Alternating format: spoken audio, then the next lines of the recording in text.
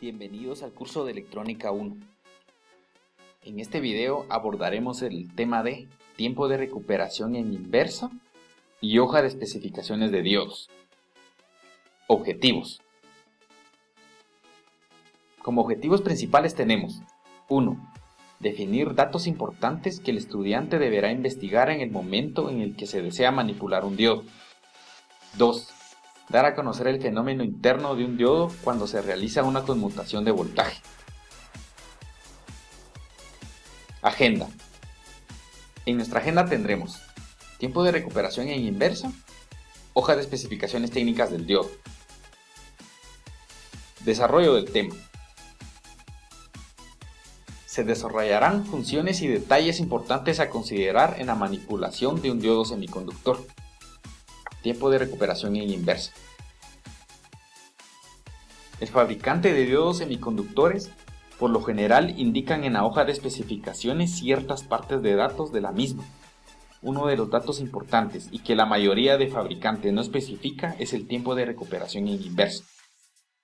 En el estado de polarización directa del diodo, como ya se explicó en videos anteriores, existe una gran cantidad de electrones del material tipo N y que pasan a través del material tipo P, y a la vez una gran cantidad de huecos del material tipo P que pasan a través del material tipo N, lo cual es un requisito para la conducción en el diodo semiconductor. Una vez que el diodo se encuentre conectado en polarización directa y luego de cierto tiempo se le invierte la polarización por la aplicación de una fuente de voltaje en sentido inverso, reduciendo la corriente que circula por el diodo a cero, idealmente se esperaría que el diodo pase del estado de conducción al de no conducción instantáneamente. La respuesta de la gráfica esperada es como la que se muestra en esta figura, representada por las líneas punteadas.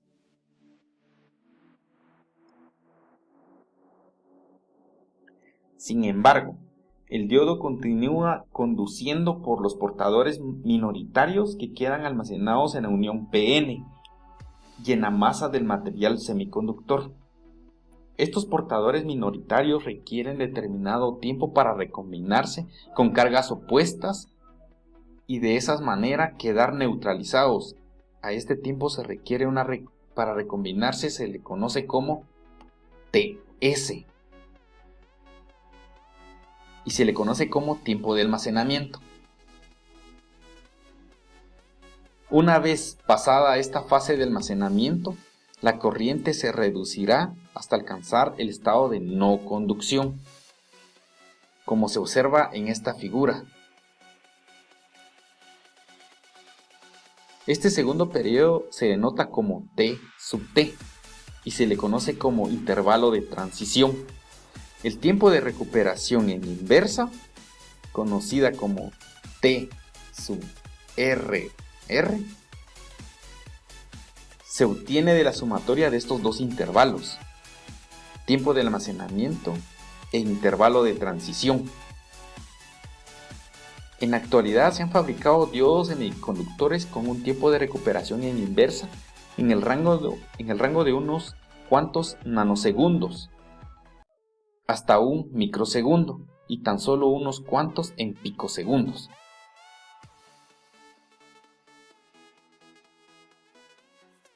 Hoja de especificaciones del diodo. Los datos específicos del diodo semiconductor suele presentarlo el fabricante de varias maneras. En ocasiones el fabricante proporciona una breve descripción que suele ser una sola página. De otra manera suele ser un extenso examen de características con sus respectivas gráficas, trabajo artístico, tabla de datos, etc. Sin embargo, en cualquier caso existen datos que no deben pasar por alto y deben incluirse para una correcta aplicación y utilización del mismo. Entre estos están: en esta figura podemos observar la hoja de especificaciones técnicas de un diodo semiconductor, las cuales veremos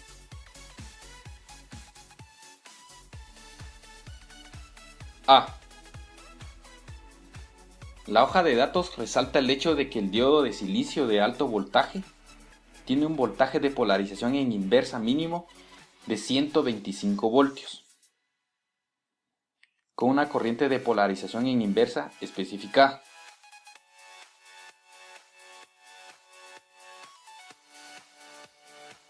B.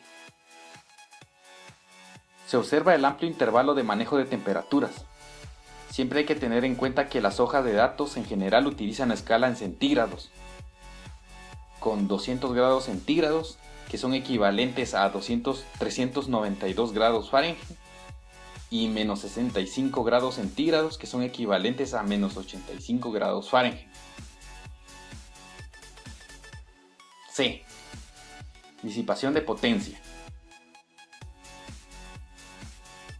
El nivel de disipación de potencia está dado por la ecuación de la potencia, es decir, P es igual al voltaje por la corriente, y eso es equivalente a 500 miliwatts, o equivalente a 0.5 watts.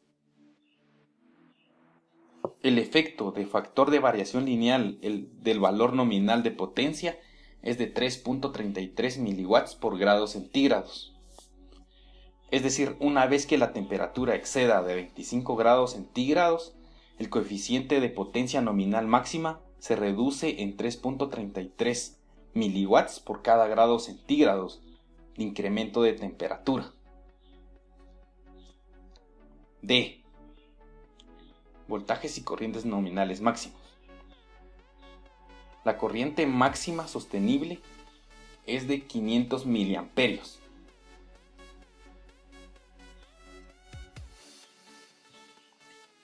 E. Los datos proporcionan un intervalo de voltaje de polarización en directa por cada nivel de corriente. Cuanto más alto sea la corriente en directa, mayor será la polarización en directa aplicada.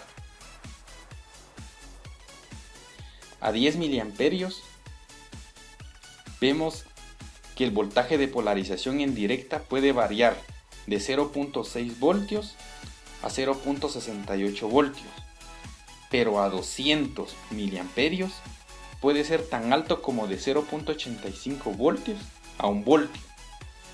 En el intervalo completo de niveles de corriente con 0.6 voltios a 1 miliamperio y 0.85 voltios a 200 miliamperios, con toda certeza es una aproximación razonable utilizar 0.7 voltios como el valor promedio.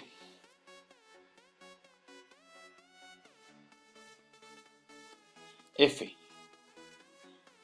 Los datos provistos revelan con claridad cómo se incrementa la corriente de saturación en inversa con la polarización en inversa aplicada a una temperatura fija. A 25 grados centígrados, la corriente de polarización en inversa máxima se incrementa de 0.2 nanoamperios a 0.5 nanoamperios, debido a un aumento de polarización en inversa máxima. A 125 grados centígrados se eleva con un factor de 2 al nivel de 1 microamperio.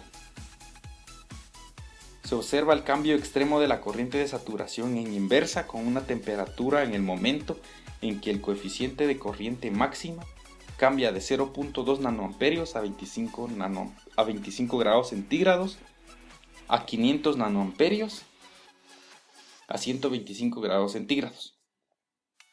Un incremento similar ocurre a un potencial de polarización en inversa.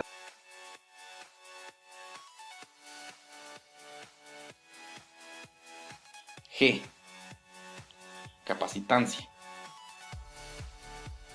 Como se puede observar, la capacitancia de transición a un voltaje de polarización en inversa de 0 voltios es 5 picofaradios a una frecuencia de prueba de 1 MHz. Se observa el fuerte cambio del nivel de capacitancia a medida que el voltaje de polarización en inversa se incrementa. Como ya se mencionó, Esta región sensible puede aprovechar en el diseño de un dispositivo, como el varactor, cuya característica es sensible al voltaje aplicado. H. Tiempo de recuperación en inversa. El tiempo de recuperación en inversa es de 3 microsegundos.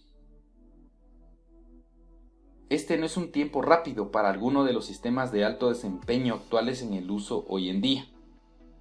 Sin embargo, es aceptable para varias aplicaciones de baja y media frecuencia.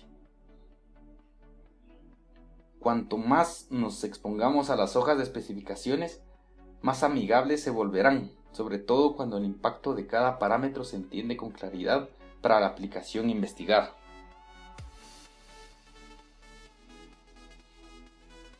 La hoja de especificaciones técnicas del diodo también adjuntan sus gráficas de operación, como son la temperatura versus potencia, voltaje en directo versus corriente, voltaje en inverso versus corriente, entre otros.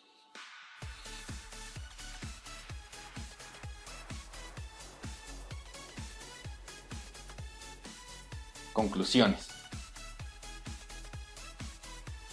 1. El fabricante del diodo detalla en la hoja de especificaciones técnicas los datos importantes del dispositivo que se desea manipular, tomando en cuenta que se deberá operar a valores nominales. 2.